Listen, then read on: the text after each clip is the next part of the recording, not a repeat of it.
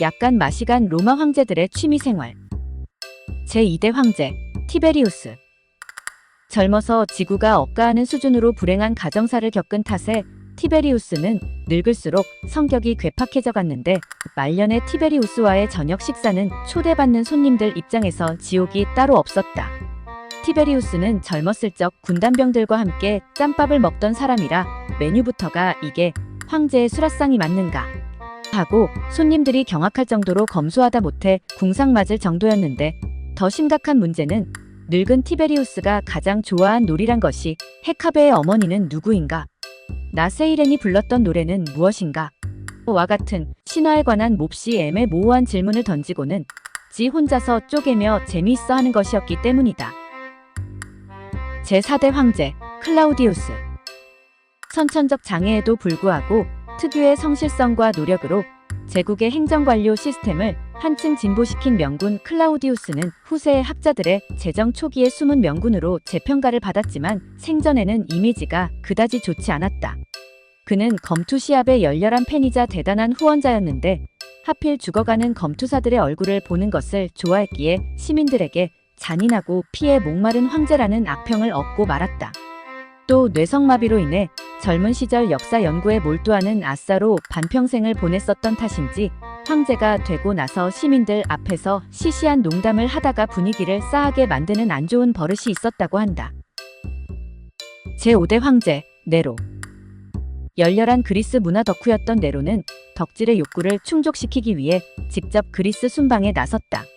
그의 순방 목적은 국정을 살피는 게 아니라 올림피아, 이스트리아, 델포이 등의 성지를 순례하고 그곳에서 개최되는 주요 제전에 몸소 출전하는 것이었기에, 올림픽이 네로의 일정에 맞춰 사상 최초로 조기 개최되는 촌극까지 벌어졌다.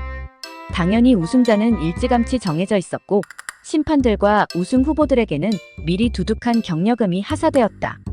네로는 음악에도 누구보다 뜨거운 열정을 가져서 당대 최고의 리라 연주자를 궁정 스승으로 고용하고 처음에는 친구들을 상대로 개인 연주회를 가지다가 나중에 가서는 신민들 앞에서 황제의 연주회를 열었다. 네로가 작고 불분명하며 허스키한 목소리로 그의 취향이었던 신화 속 남녀들의 비극을 리라 반주에 맞춰 노래하는 동안 청중들은 프라이토리아니 근위병들이 매의 눈으로 감시하는 가운데 좌석 이탈을 금지당했는데, 네로가 밤 늦게까지 몇 시간은 기본으로 뇌절을 하는 통에 청중들은 정말 돌아버릴 지경이었다. 훗날 위대한 황제가 될 베스파시아누스는 도저히 버티지 못하고 꾸벅꾸벅 졸다가 섬으로 귀양을 가야 했고, 심지어 어떻게든 극장 밖으로 탈출하기 위해 졸도에 쓰러진 척을 한 관객들까지 있었다고 전해진다.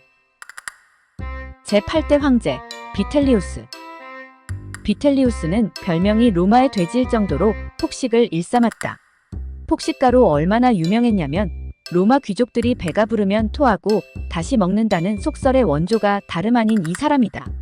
그는 한 연회에서 생선 2,000마리, 새 7,000마리를 요리 재료로 사용할 정도로 사치를 부렸고, 본인과 측근들의 유흥만을 위한 음식값만으로 무려 9억 세스테르티우스를 썼는데, 아우구스투스 시대의 로마 제국 1년 세입이 평균 4천만 세스테르티우스였음을 생각하면 GDP 증가를 감안해도 이는 말 그대로 미친 소비였다. 제14대 황제 하드리아누스. 위대한 오현제 중 한 명인 하드리아누스는 물론 네로나 콤모두스처럼 국정을 팽개치고 덕질이나 하다 제국을 망치지 않았지만 그 또한 그리스 문화와 예술에 덕심이 깊었다. 그는 그리스어로 수많은 시와 편지를 썼고 자신이 그리스어 노래와 플루트 연주에 능하다고 공공연히 자랑하곤 했다. 하지만 예술에 대한 하드리아누스의 열정은 왜곡된 빠심으로 다소 빛이 바래고 말았다. 그는 콜로폰의 안티마쿠스라는 고대의 듣보잡 시인의 열렬한 팬이었는데, 안티마쿠스의 문체를 그대로 따라 시를 짓고 자서전도 썼다. 물론 취향이야 존중받아야겠지만 콜로폰의 안티마쿠스가 일리아스를 쓴 호메로스보다 위대하다고 주장하고 다닌 건 아무리 봐도 상식적으로 도를 넘은 짓이었다. 제17대 황제 콤모두스. 그리스 덕후라면 빠질 수가 없는 콤모두스. 올림피아 제전에 직접 출전하기까지 한 네로보다는 덕질 농도가 좀 덜했지만 이 양반 역시 또라이짓 좀 했다. 그는 그리스 신화의 영웅 헤라클레스를 모방하는 것을 즐겼는데 시민들에게 자신이 헤라클레스와 같은 알파 메일임을 보여주기 위해 콜로세움에서 사자 가죽을 뒤집어 쓴 채 표범, 사자, 황소 등의 짐승들을 육중한 곤봉으로 때려잡는 퍼포먼스를 선보였다고 한다. 심지어 한 번은 헤라클레스가 헤라가 보낸 거대 개와 싸운 장면을 재현한답시고 살아있는 킹크랩을 발로 밟아 죽이는 기행을 보여주기도 했다. 제23대 황제 엘라가발루스. 엘라가발루스는 로마 역사상 가장 난잡하고 방탕한 취미 생활을 보낸 황제다. 그는 연회에 초대받은 손님들에게 말똥이나 쓰레기를 넣은 음식을 대접하며 강제로 먹였고, 행사 때 꽃잎을 마구 퍼붓다가 몇 명을 질식사시킨다든가 10대 미소녀들에게 제갈과 마구를 물려 말처럼 대하고는 이륜마차에 묶어서 로마 시내를 돌아다니며 시민들에게 금화를 던지는 등 각종 기행을 저질렀다. 무엇보다 엘라가발루스는 양성애자 성향이었는데 짐을 여자로 만들면 제국의 절반을 주겠노라 고 포고령을 내린 데다가 하필이면 박히는 역할을 즐겨 로마인들에게 경멸을 받았다. 결국 엘라가발루스는 로마인에게 최악의 불명예인 기록말사령, 국가의 적, 탄핵 3종 세트를 달성하는 최후를 맞이했다. 제52대 황제 호노리우스. 테오도시우스 대제의 아들이자 서로마 제국의 초대 황제 호노리우스는 아버지의 유전자를 물려받긴 했나 싶을 정도로 통치를 영 못했다.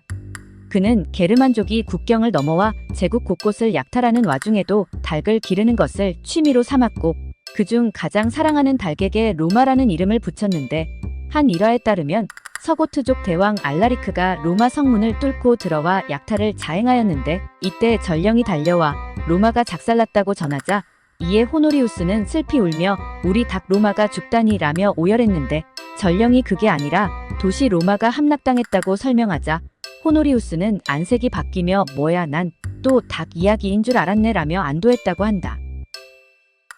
제96대 황제 바실리오스 2세. 동로마의 중흥기를 이끈 명군 바실리오스 2세는 취미가 아예 없던 사람으로 유명하다. 그는 음악이나 미술 같은 문화활동에 무관심한 건 물론이고 딱히 좋아하는 음식도 없고 옷도 대충 차려입고 씻는 것도 싫어하고 웅장한 건축물이나 성대한 의식 같은 것은 돈만 나가고 귀찮은 짓이라며 싫어했다. 게다가 여자에도 관심이 없어서 황제인데도 평생 결혼을 안 하고 독신으로 살았다. 결혼만 안 한 게 아니라 황제라면 하나쯤 있을 여자와의 사랑 일화 자체가 단 하나도 전해지지 않는다. 그래도 행정력 하나만큼은 개쩔었다고 한다.